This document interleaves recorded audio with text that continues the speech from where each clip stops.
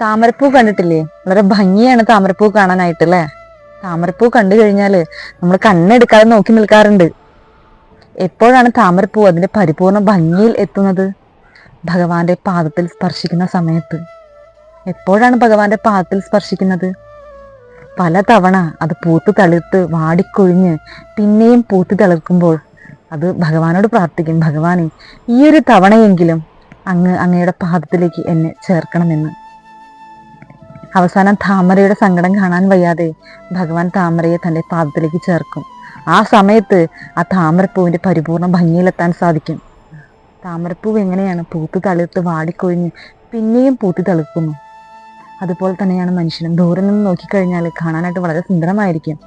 എന്നാൽ പല കഷ്ടപ്പാടുകളും ബുദ്ധിമുട്ടുകളും സഹിച്ച് ജനന മരണങ്ങൾ സംഭവിച്ചുകൊണ്ട് പിന്നെയും ജനിക്കുന്ന സമയത്ത് ആ മാധവനിലേക്ക് ചേർക്കുന്നു.